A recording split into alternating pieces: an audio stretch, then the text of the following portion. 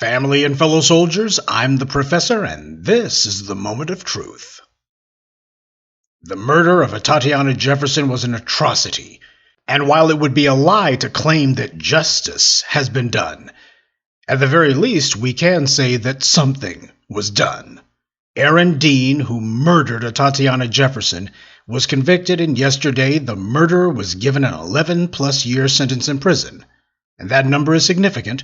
The white media was reporting that, well, if he gets 10 years or less, the judge would have the discretion to give him probation. They were putting that out there, the white media putting that out there hard. They wanted the word to get back to the jurors. See, the jurors were not sequestered. So they were going home at night, so basically the judge would just say, oh, y'all stay away from any news reports, etc., etc. The white media knows that they would be hearing about this, so the idea was put that out there. Well, okay, you convicted him. You weren't supposed to do that, but since you convicted him, go ahead and give him 10 years or less, and the judge can just say probation, and see, you can say, well, we convicted him, so you niggers need to just calm down. See, that's why it took so long for the jury to come back with the sentence. You know that there were some people in that deliberation room who were trying to demand a lighter sentence, saying, well, let's give him 10 years or less. But in this case, the idiots couldn't hold. The prosecution wanted to limit the number of years Dean got, so they steered the jury to a manslaughter conviction instead of murder, which is what he should have gotten. The prosecutors could read the tea leaves. They saw where things have been going for the last few years, especially after the Amber Geiger murder trial. They knew they couldn't save this creep from a conviction because even in Texas, the idea of someone being killed in their own home gets a visceral reaction from the people there. This bastard was guilty as hell. The postponements and the endless delays simply gave Dean and his racist supporters false hope that he might beat the rap. But the only thing that got beaten was him. And the circumstances of this conviction make it especially bitter for the back-the-badge crowd. 3 years ago, Amber Geiger got only 5 years for murdering an unarmed black man in his own apartment. But yesterday, Aaron Dean was sentenced to 11 years plus after he murdered an armed black woman in her own home. And that just messes with these white supremacists no end. He and his defense team of Cletuses and Enuses thought that screaming she had a gun would get him off, but it didn't. Dean had a choice when it came to sentencing. He could choose whether to be sentenced by the judge or by the jury. He chose to be sentenced by the jury. What he was hoping for was that the jury would give him a low sentence, they go light on him, and then the judge would say, well, he got less than 10 years, so time served, probation, etc. And after that, we would have Jeffrey Jerkum Tubin on CNN, or his equivalent on MSNBC, lecturing us all that, well, that's just the law. That's just the law. Notice how nobody ever says that whenever the police are getting indicted and police are getting put away, police are getting convicted. Nobody says, well, that's the law. That's the law. Nobody's on cable telling the police that, well, regardless of whether you like the verdict or not, that's the law. They're not saying that.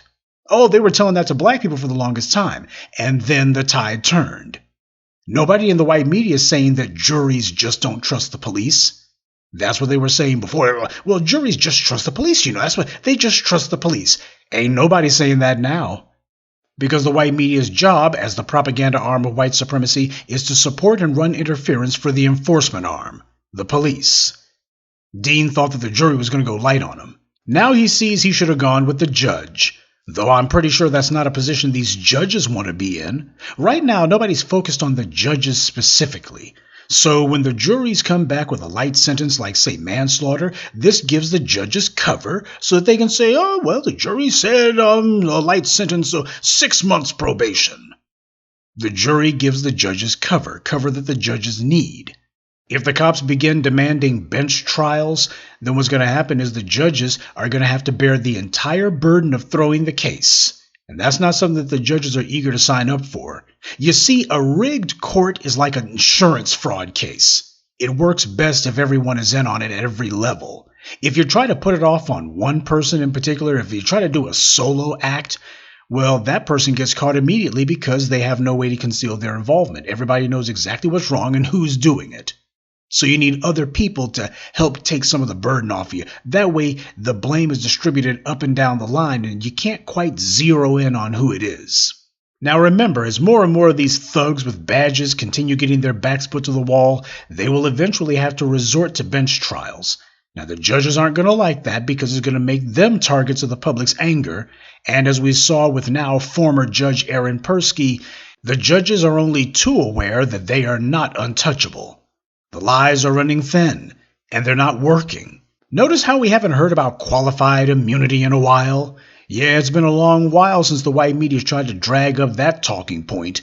Neither the courts nor the legislatures have done anything about qualified immunity. There's been no changes of any sort on that issue, and yet the police are finally being held regularly to account and regularly being thrown in prison where they belong.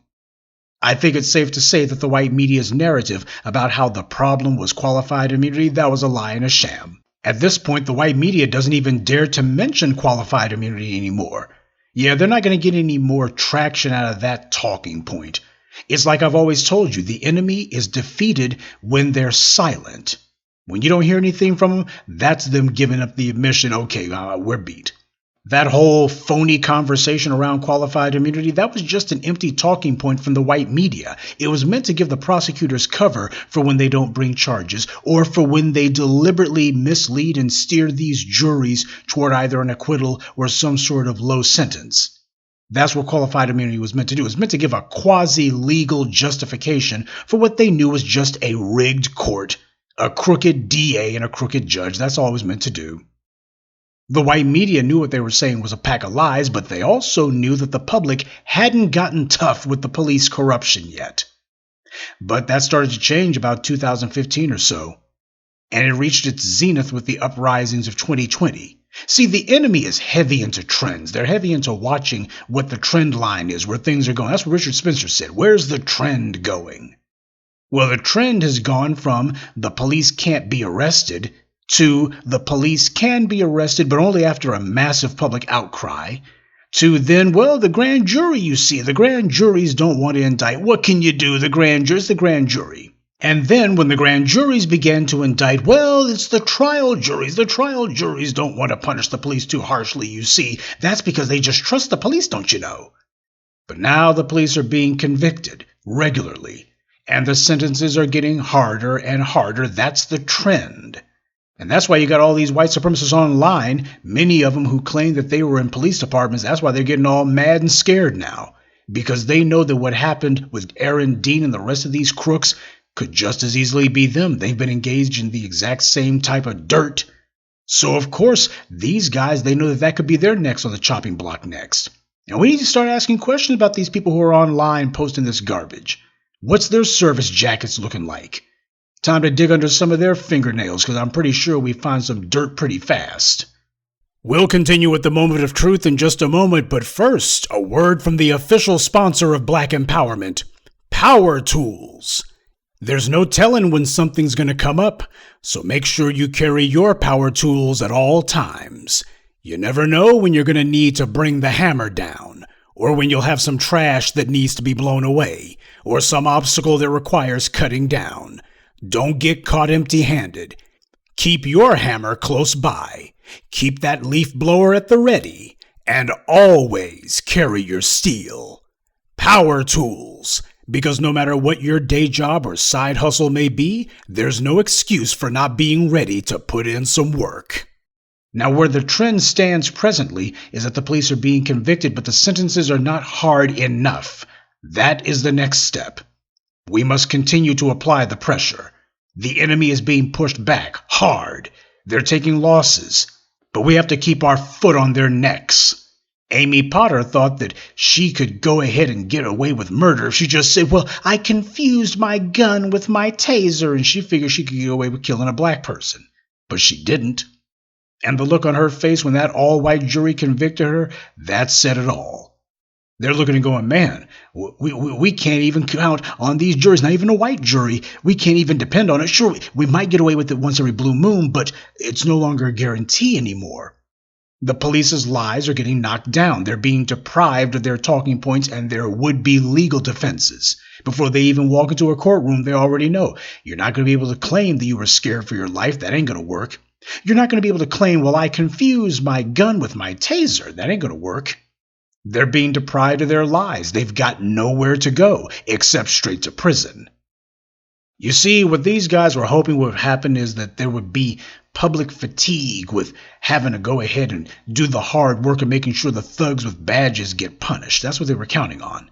Well, if we just try to slow walk this thing, the public is going to give up on it. They'll get tired of it. They'll move on to something else. This is just a passing phase that the society's going through. We just got to outlast the storm and people will start to forget.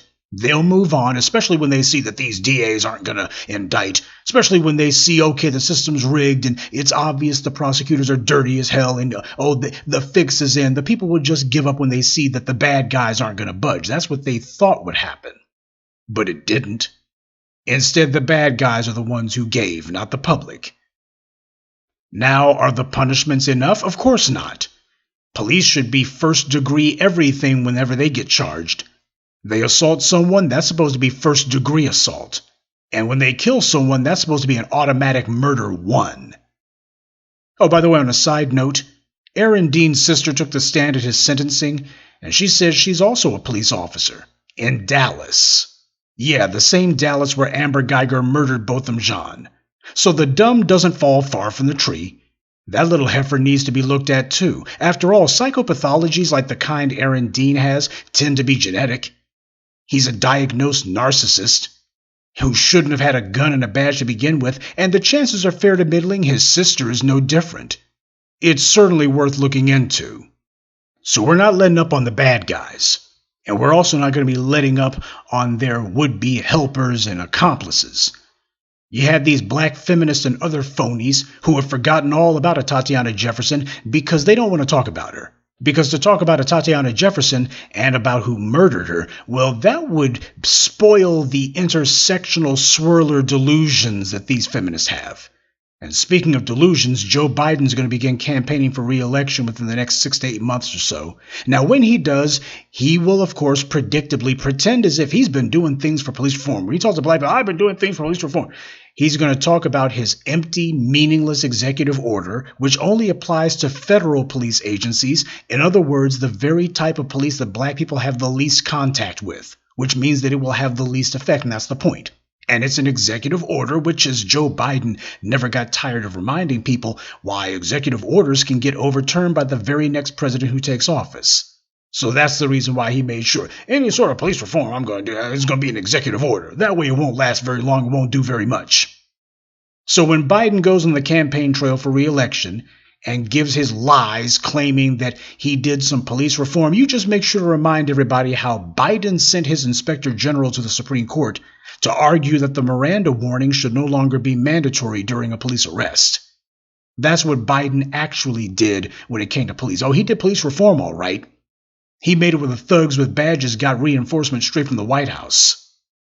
See, white power relies on the enforcement arm to coerce or kill people in order to force them to go along with immoral and often unconstitutional laws. When you have a corrupt and putrid social order, people won't go along with it naturally. They have to be forced to do it. And this is the case in the U.S. because organized white power knows that they cannot do whatever they want unless they have a reliable gang of thugs in place to force everyone to not try to stop them or object to them. They must have the credible threat of violence behind their corruption. That's the only way that it can stand. That's the only way that they can dissuade or discourage people from challenging them. What happened yesterday is something that you're not going to see the Democrats cheering for. They've accomplished nothing for police reform, and that's by design. Seeing a black person, a black woman in particular, having been murdered in her own home and her killer punished, you would think the Democrats ought to be celebrating it if you believe their rhetoric. But of course, they're not celebrating at all, because the police are meant to protect and enforce a system of racial goodies, giveaways, and guarantees for those classified as white. And the people in government are the beneficiaries of that system. To a lesser degree, their bootlicking Negroes like the congressional black talkers also get a few crumbs. So they're going to do whatever is in masses' interest because they're getting a few crumbs out of it. See, they wouldn't be able to steal the wealth and live undeservedly cushy lives without armed criminals to stand between them and the people. So they don't really want the police punished any more than the white supremacists on Fox News do. They don't like it. Well, there's nothing they can do about it either. I, for one, have been loving reading the comments of these cowardly racists raging and complaining that Aaron Dean got more time in prison for murdering an armed black person than Amber Geiger did for murdering an unarmed black person. They see all the difference. They can see where this trend is going. They're upset about it. and it's music to my ears. And I got news for all you racist guys. I know a few of y'all like to lurk here. We're just getting started. In 2020, the streets rose up and imposed our will, and the echoes of those uprisings are still reverberating. The enemy is worried. They should be. We have effectively deprived them of the lies that they would try to use in court, meaning they have no legal defense. We have stripped them of that.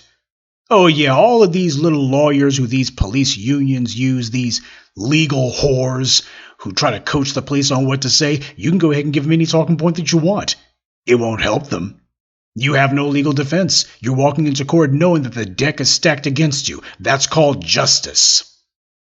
Now, we're nowhere near making sure that these criminals are going to be punished to the fullest extent of the law, but progress is being made. And that's because people have stopped listening to the white media. They stopped allowing the propaganda arm for white supremacy to demoralize them. This is what I mean when I say that I'm more interested in what we're doing than in what the enemy is up to, and this is why. All the racists and other criminals who have slithered into police departments, they have made it a point to wage war on black people, and finally we're beginning to push the scumbags back. And we're not allowing the white media or these slimy DAs to tell us the right punishment, what it should be for them. We know what justice is. And we won't stop pushing until we get it, on our terms. Atatiana Jefferson and her father have not received justice, but they have received some small measure of retribution. And for that, I think they can both rest a little bit easier now. But we can't rest at all. There's plenty of other errandines out there. We see them online and on TV. We have a lot more of them who need to be punished before we can claim that our work is done. But this case shows us the momentum is in our favor. We've seen with each one of these trials that the result is a harsher penalty each time. It's getting harsher and harsher on them, and that's the way it's supposed to be. Because every victory fuels the next victory, and every defeat fuels the next defeat. And right now, the enemy can see that at this rate, there are so many more L's yet to come. Good day, and be one. I'd like to take a moment to mention some of our contributors. Aisha Sarpong, Emily, Andrew Murphy, Naji95, and Mark Singleton. Salute to them and thank you to everyone for listening, liking, and sharing this message. Black empowerment only exists because of you.